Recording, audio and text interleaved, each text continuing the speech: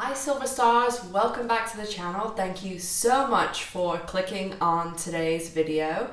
Today is another day in our L Word Advent Calendar Christmas special, so welcome back for that. So today we are going to do a kind of behind the scenes part 2 video slash some meta references, things that happened on set, comparisons between the fictional film within a TV show, Les Girls, and the real L Word.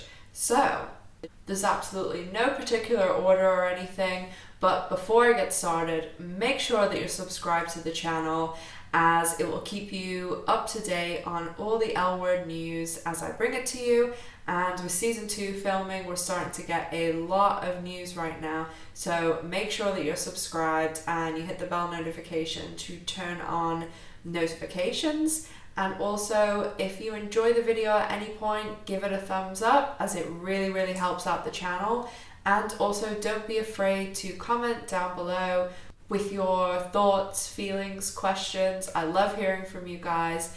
And if you subscribe, like, and comment, you'll be entered into a draw to win an L Word goodie bag on Christmas Day. So let's get going with our real story behind the L Word, behind the scenes, meta stuff. And I'm not sure whether a lot of people know this, but the Planet Cafe in the L Word is actually based off a real cafe in Los Angeles, and it's called Earth Cafe. And a lot of people also say it's based on the Abbey, which, if you remember in season 2, where Mark and Shane are walking down, they have gone out to get stuff for Bette's dad. They're right around, supposed to be in their neighborhood, and that's right around where the Abbey is, so that when they go and film those scenes in LA, they always try and match it up to where they're making the characters live on the show. And now, obviously, that the show is filming in LA with Generation Q, they're out and about really in Silver Lake, and Dana's and all those things really exist. And well, the exterior anyway, they obviously shoot the interior on a soundstage, but the exterior shots and stuff are really in Silver Lake, so it's pretty cool for people that live there, I'm sure. So when it comes to the L Word, there's a lot of real life inspiration that has gone into the characters, couples, places. As I mentioned, the Earth Cafe before, but even Eileen Chaikin herself, she based 2 characters on the show on herself. And she's always said that the younger version of herself is Jenny on the show.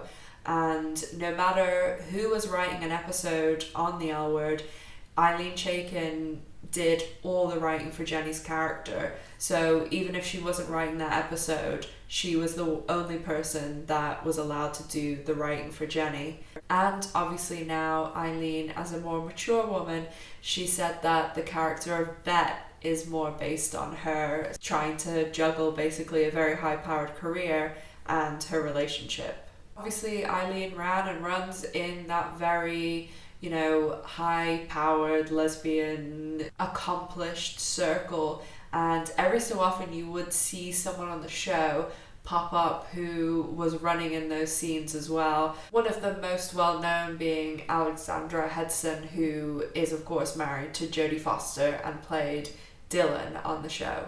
There's obviously a large amount of gay and queer writers on the show, and at one stage there was a real life chart produced by Guinevere Turner, who she's a writer on the show, but she also played Gabby Devoe, and Rose Truchet, who they created, a real chart based on people on the show, writers, directors, and even a few cast members like Leisha Haley. There are a number of real people that a lot of L Word characters are based upon. It's always been rumored that a famous LA hairstylist, Sally Hirschberger, was the basis of Shane, but Sally has shot that rumor down herself, but it still persists after quite a lot of time. When season 5 was airing, it was also said that the character of Nikki Stevens on the show was based on Lindsay Lohan, because when season 5 was airing, that's around the time that Lindsay Lohan was dating Samantha Ronson. Also in season 5, there were the characters of Dawn Denbo and Cindy, and they were actually based on real people, and also the bar, She Bar, was based on a real place too. And Robin Gaines and Sandy Sachs were the basis for those characters, and their bar, Girl Bar, was the basis of She Bar. I've talked about this a little bit before too, but the kind of secret Hollywood party that Tasha and Alice go to at one stage, they actually do happen in real life, especially more back in the 2000s when, you know, people weren't out as much as they were here. Even members of the L Word cast, like Kate Manning, that she was an open secret on set, but when it came to the general public and the press and things, she was in the closet. But as I've spoken about in one of my videos before, Kate was actually outed accidentally by Jennifer Beals in an interview with The Advocate. And when these parties were going on and things, that's how we would get these guest stars on the show that would, you know, film, appear, the episode would air, and right before or right after the episode would air, the guest star would come out. And what a way to do it. I mean, if I was coming out publicly, I would want to do it by appearing on the L Word. This isn't super well known, but I've mentioned before in the past about the Unaired pilot and how the show was called Earthlings whenever Pam Grier was a character called the Captain, and she was no relation to Bette, and she actually had the chart tattooed on her back. I'll put a picture again so you guys can see.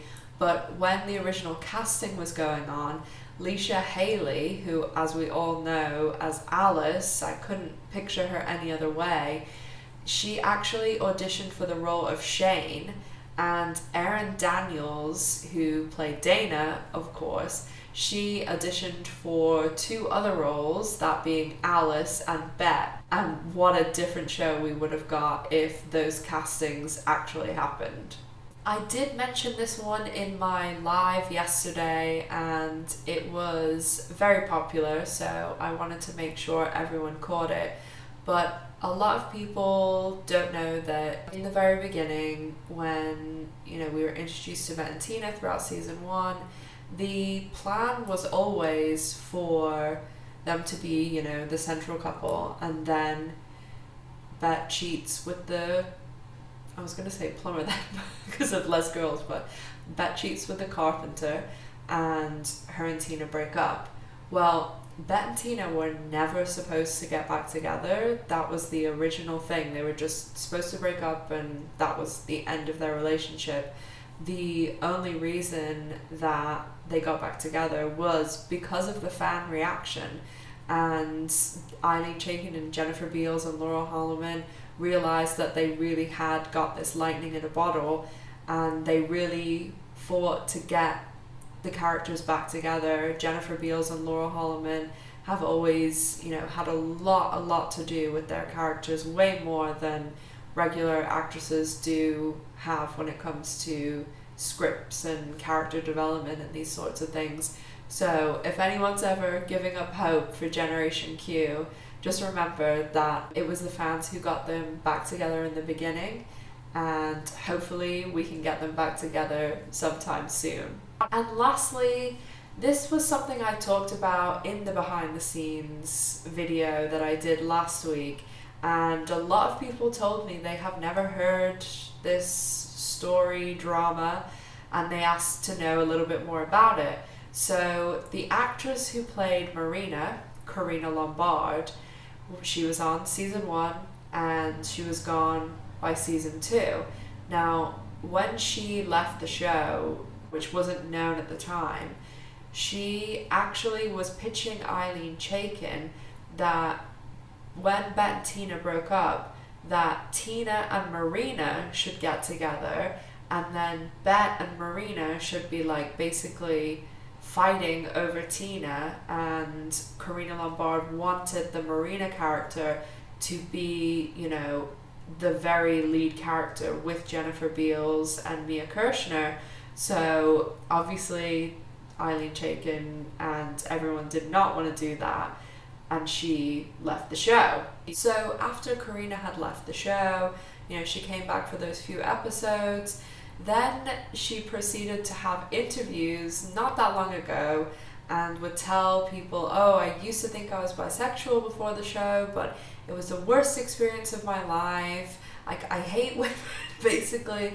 And it's crazy because if you listen to anyone else who was on the show, even, you know, in the Pounce podcast with Laura Holloman, Jennifer Beals, Mia Kirshner, Erin Daniels, Sarah Shahi, they all talk about how amazing the show was and like what it meant to them, and it was like magic, and making it was so amazing, and they got on so well.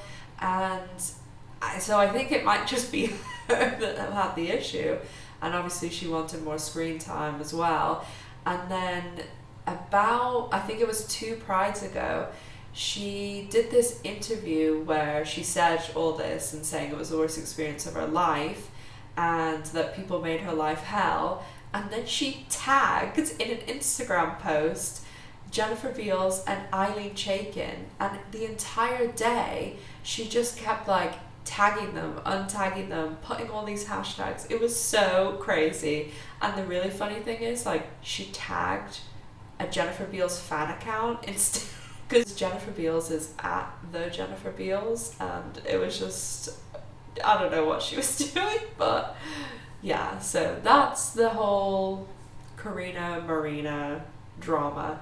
And there's a couple of things in Les Girls that seem to me like they're having a little poking fun at her. The main one being that although a lot of the names are similar, the character in Les Girls playing the Marina character is named Karina, which is the name of Karina Lombard. So I always think that's pretty funny. So I hope you guys enjoyed all those little L-word tidbits. If you did, give the video a like, as it really helps out the channel. And if you're not already subscribed to the channel, make sure to subscribe so that you can get even more L-word content. As don't forget that I am releasing a video every single day, December 1st through 25th. So if you have any thoughts, questions, feelings, let me know down below in the comment section.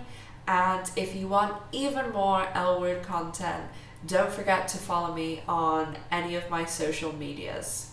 As always, my silver stars, make sure that you're staying safe, taking care of yourselves, and I'll see you all tomorrow. Bye!